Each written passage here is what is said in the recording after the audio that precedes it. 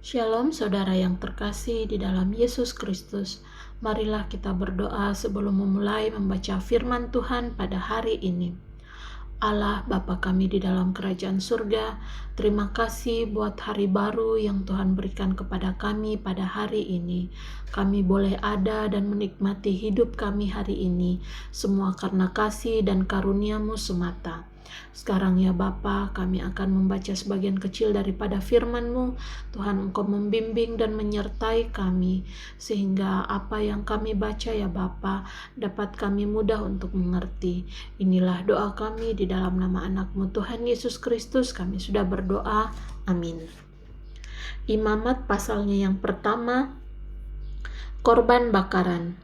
Tuhan memanggil Musa dan berfirman kepadanya dari dalam kemah pertemuan. Berbicaralah kepada orang Israel dan katakan kepada mereka, apabila seseorang di antaramu hendak mempersembahkan persembahan kepada Tuhan, haruslah persembahanmu yang kamu persembahkan itu dari ternak, yakni dari lembu sapi atau dari kambing domba.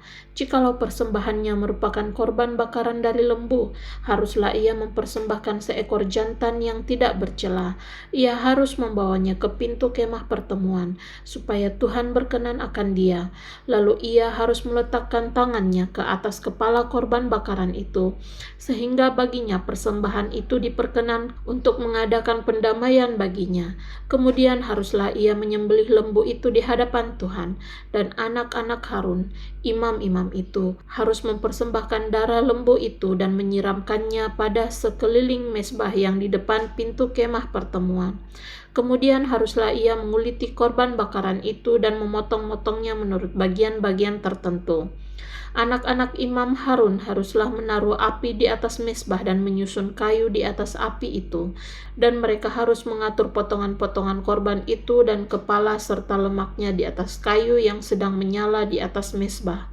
Tetapi isi perutnya dan betisnya haruslah dibasuh dengan air, dan seluruhnya itu harus dibakar oleh imam di atas mezbah sebagai korban bakaran, sebagai korban api-apian yang baunya menyenangkan bagi Tuhan. Jikalau persembahannya untuk korban bakaran adalah dari kambing domba, baik dari domba maupun dari kambing, haruslah ia mempersembahkan seekor jantan yang tidak bercela. Haruslah ia menyembelihnya pada sisi mezbah sebelah utara di hadapan Tuhan. Lalu haruslah anak-anak Harun, imam-imam itu, menyiramkan darah pada mezbah sekelilingnya. Kemudian haruslah ia memotong-motongnya menurut bagian-bagian tertentu, dan bersama-sama kepala dan lemaknya diaturlah semuanya itu oleh imam di atas kayu yang sedang menyala di atas mezbah. Isi perut dan betisnya haruslah dibasuh dengan air, dan seluruhnya itu haruslah dipersembahkan oleh imam dan dibakar di atas mezbah. Itulah korban bakaran, suatu korban api-apian yang baunya menyenangkan bagi Tuhan. Jikalau persembahannya kepada Tuhan merupakan korban bakaran dari burung, haruslah ia mempersembahkan korbannya itu dari burung tekukur atau dari anak burung merpati. Imam harus membawanya ke mezbah, lalu memulas kepalanya dan membakarnya di atas mezbah. Darahnya harus ditekan keluar pada dinding mezbah. Temboloknya serta dengan bulunya haruslah disisihkan dan dibuang ke samping mezbah sebelah timur ke tempat abu. Dan ia harus mencabik burung itu pada pangkal sayapnya, tetapi tidak sampai terpisah. Lalu imam harus membakarnya di atas mezbah, di atas kayu yang sedang terbakar. Itulah korban bakaran, suatu korban api-apian yang baunya menyenangkan bagi Tuhan. Pasalnya yang kedua, korban sajian. Apabila seseorang hendak mempersembahkan persembahan berupa korban sajian kepada Tuhan, hendaklah persembahannya itu tepung yang terbaik dan ia harus menuangkan minyak serta membubuhkan kemenyan ke atasnya. Lalu korban itu harus dibawanya kepada anak-anak Harun, imam-imam itu. Setelah diambil dari korban itu, tepung segenggam dengan minyak beserta seluruh kemenyannya.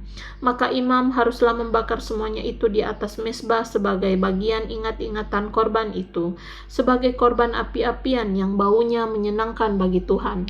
Korban sajian selebihnya adalah teruntuk bagi Harun dan anak-anaknya, yakni bagian maha kudus dari segala korban api-apian Tuhan. Apabila engkau hendak mempersembahkan persembahan berupa korban sajian dari apa yang dibakar di dalam pembakaran roti, haruslah itu dari tepung yang terbaik, berupa roti bundar yang tidak beragi, yang diolah dengan minyak, atau roti tipis yang tidak beragi yang diolesi dengan minyak. Jikalau persembahanmu merupakan korban sajian dari yang dipanggang di atas panggangan, haruslah itu dari tepung yang terbaik, diolah dengan minyak berupa roti yang tidak beragi. Korban itu harus dipotong-potong, lalu kau tuangkanlah minyak ke atasnya. Itulah korban sajian. Jikalau persembahanmu merupakan korban sajian dari yang dimasak di dalam wajan, haruslah itu diolah dari tepung yang terbaik bersama-sama minyak. Maka korban sajian yang diolah menurut salah satu cara itu haruslah kau persembahkan kepada Tuhan, yakni harus disampaikan kepada imam yang membawanya ke mezbah. Kemudian imam harus mengkhususkan dari korban sajian itu bagian ingat-ingatannya, lalu membakarnya di atas mezbah sebagai korban api-apian yang baunya menyenangkan bagi Tuhan. Korban sajian selebihnya adalah bagian Harun dan anak-anaknya, yakni bagian maha kudus dari segala korban api-apian Tuhan. Suatu korban sajian yang kamu persembahkan kepada Tuhan, janganlah diolah beragi, karena dari ragi atau dari madu tidak boleh kamu membakar sesuatu pun sebagai korban api-apian bagi Tuhan. Tetapi sebagai persembahan dari hasil pertama, boleh kamu mempersembahkannya kepada Tuhan.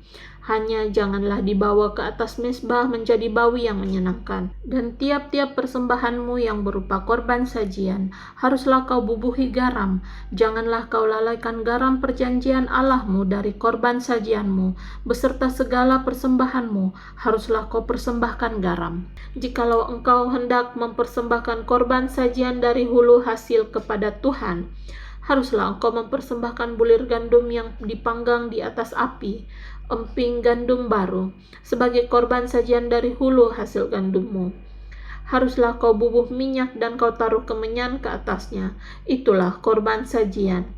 Haruslah imam membakar sebagai ingat-ingatannya sebagian dari emping gandumnya dan minyaknya beserta seluruh kemenyannya sebagai korban api-apian bagi Tuhan. Amin. Untuk firman Tuhan. Marilah kita berdoa. Bapa di dalam kerajaan surga, terima kasih karena sudah memberikan kami kesempatan untuk membaca 2 pasal pada hari ini. Sekarang ya Bapa, kami akan melanjutkan aktivitas kami. Tuhan, mari Engkau menyertai dan membimbing kami, serta memberikan berkat-Mu kepada kami di dalam kami menjalani kehidupan kami, dan segala aktivitas kami lakukan hari ini. Inilah doa kami di dalam nama anak-Mu Tuhan Yesus Kristus, kami sudah berdoa. Amin.